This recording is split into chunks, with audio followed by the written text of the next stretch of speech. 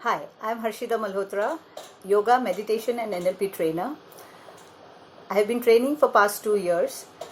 Recently, I have done this course of Excel as a corporate and NLP trainer with Dr. Doris, and it's been an amazing experience.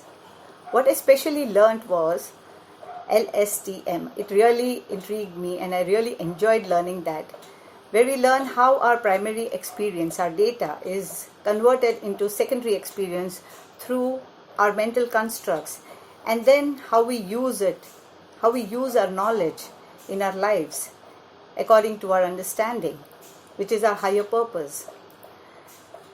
This was the best moment of my life, and what I really had an aha moment was learning the improv theater. The transformational movements were amazing, and the way we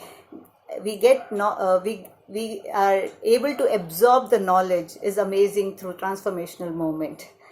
So it was fun and it was amazing doing this training. I really recommend this training for everyone who wishes a bright future in NLP. Thank you so much.